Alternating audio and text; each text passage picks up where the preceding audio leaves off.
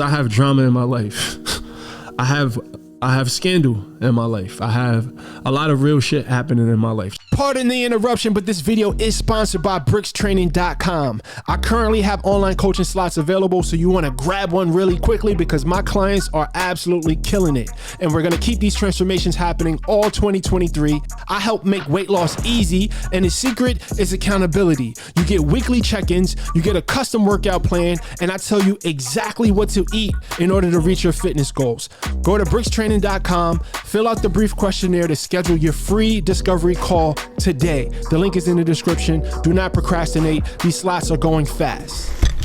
So I had to divorce my barber for many reasons. I'm not gonna get into that, but I've had the same barber for almost 20 years, so it's a big deal. I thought about using the whole divorce thing as clickbait, but you know I'm the clickbait king. Matter of fact, no, I'm not the clickbait king. I'm the clickbait court jester. So now every time this time of the week comes around, right, time to get my hair cut, I always feel like I'm cheating. Are women loyal to their hairdressers like men are loyal to their barbers? You are, you say?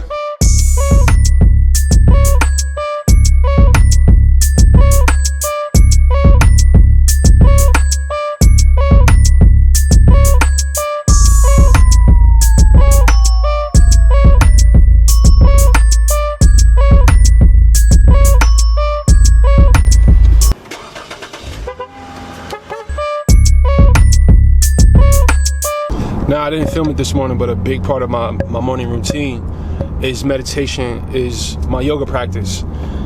Now, and I'm not gonna rant to you guys about this, I'm gonna make this quick. Meditation has put space in between me and the activity in my mind, which then controls my emotions. I'm gonna give you a quick example. You ever have a thought? Your thought creates a feeling. Your thought creates an emotion in your body. And that emotion is usually what inspires our action. So the power of meditation, oh shit. It's always when I'm running late. It's always when I'm running late. So therefore, the power of the meditation is the control over your reaction to your emotions. It's not to stop your mind from thinking. You cannot stop your mind from thinking, but what you can do is look at your thoughts from a third-party perspective. You are not your thoughts.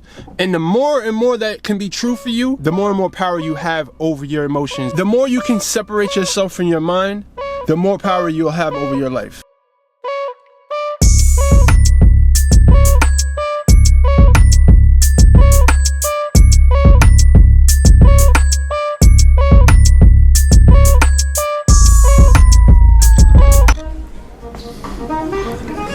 Yeah, my man JR got me right. It's time to hit the gym now. All right, so look, at this point, I'm only here out of habit. I don't really want to be here right now. I'm actually injured. My lower back is hurting, so I'm not gonna do much.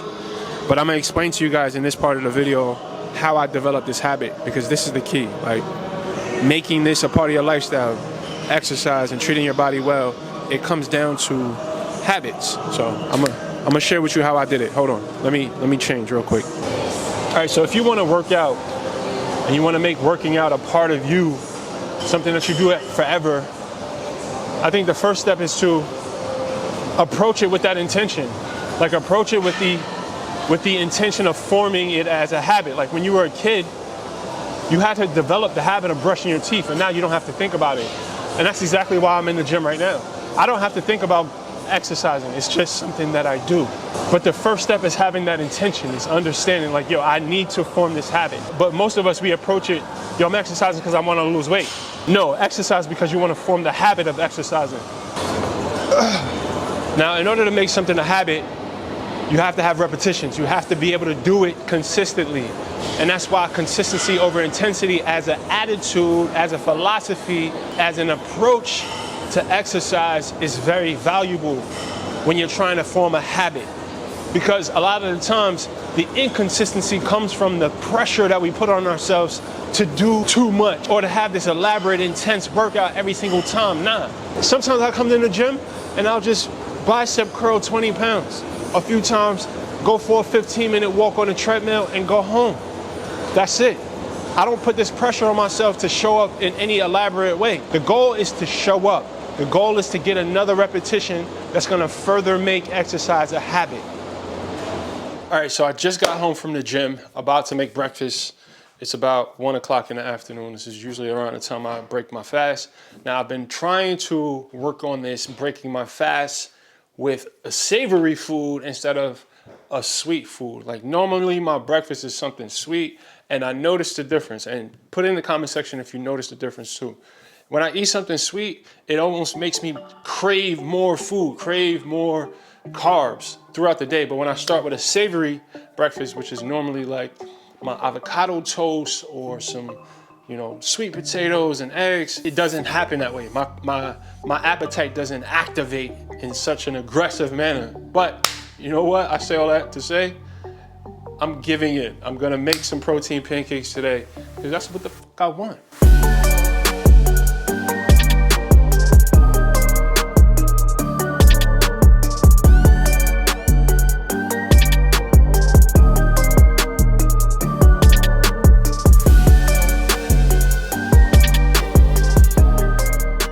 So here's the beauty of intermittent fasting. I get to eat this big ass meal, 2 big ass pancakes, a whole bunch of egg whites without feeling guilty, without going over my calories. I only eat twice a day. So this is probably like a good 1,200 calories. I'm shooting for about 2,400 calories, 2,500 calories. So this is about right. The protein pancakes are never the issue. It's normally the syrup. But my hack for syrup is I use sugar-free syrup and I sweeten it a little bit with monk fruit sweetener. I'll add the monk fruit sweetener to the syrup and I'll put it in the microwave. Comes out amazing. I don't know, that was my transition thing. All right, before we get to the next part of this video, I want to shout out 3 of my online coaching clients who are absolutely killing it. Shout out to Guri, shout out to Carlos Pardo, and shout out to Sam. I see you guys, and I know you guys seen the ad for the online coaching, but I'm taking on clients right now. Go to brixtraining.com. But anyway, so of course I have drama in my life. I have scandal in my life. I have a lot of real shit happening in my life, just like we all do, right? But that's not really what I want to talk about. I want to talk about something that we all experience. I want to talk about something that honestly keeps a lot of us captive. It's the thing that really makes life a lot more difficult than it has to be, and that's the drama and the scandal that our minds create. Put it in the comment section below if you can relate to this. Your mind creates these stories, it creates these illusions. That voice in your head just constantly reminds you of negativity. It puts doubts into your head, it puts fears into your head, and all of it is fake. Let me tell you that. All of it is fake. Now, there's 2 things that I want to talk about, right? I want to talk about the dramatics of the mind, the monkey mind, and how that's just a normal part of life. And the quicker you can understand that the suffering involved in the overthinking is a part of life and detach yourself from that shit, the quicker you can get control over your entire life. I spoke about this a little earlier in the vlog. And the way that I'm doing that is through meditation. Now, meditation is simply an opportunity for me to square off with my mind and just have some time to observe it, to not judge it, to not try to do anything to change it, to simply observe what the hell is happening in my head. The more time I get to sit with myself and just observe my mind, I start to pick up on these patterns. I pick up on these patterns that makes me feel silly when I allow certain negative thoughts or allow certain fears to control my behavior, to control my actions. Like, nah, you are not your mind. I said that shit earlier in the vlog. You are not your mind. Your mind is full of things that you didn't even put in it. Some of it is from TV. Some of it is from your parents. Some of it is from your teacher. Some of it is from religion. Like, that shit ain't true. It's not true. Now, the second thing I want to talk about, you can liberate yourself from the drama, from the scandal of your mind by having certain disciplines in place. Now, this is leading to the second thing I want to talk about, right? And I'm going to go back to the disciplines. When you have disciplines, when you make promises to yourself, because that's what I consider disciplines, are little promises that I make to myself and I keep them. So my disciplines include meditation, include yoga, include exercise, include journaling and reading. And like, these are my daily disciplines. These are things I do every single day. And what I've noticed is as I commit to my daily disciplines, it creates emotional safety within myself. We talk about emotional safety within relationship dynamics, but what about the emotional safety that you can provide for yourself? It provides emotional safety because it makes me feel dependable. When I feel like I can depend on myself to do the things that support my mental health, my physical health, then I feel safe. I feel confident. This is where the two topics that I'm talking about comes together. Finding a way to create the disciplines that helps liberate you from the dramatics and the scandal in your mind. So that one of those disciplines can be meditation. It could be journaling. It could be yoga. It could be any sort of mindfulness practice, but you have to instill some sort of mindfulness practice, something that will ground you.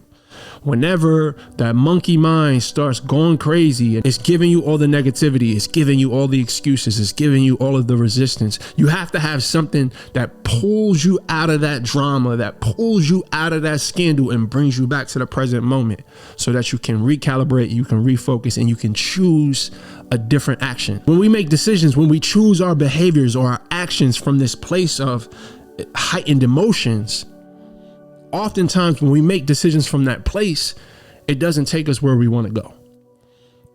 When we're reactive instead of being responsive, there's a big difference there. It creates two very different outcomes. Where you want to go, right? The goals that you're pursuing, the life that you want to build is going to be built on choices that are responsive to what life is presenting to you, not the choices that are reactive. Listen, every time I've had an emotional reactive choice, it always leads to bringing more pain into my life.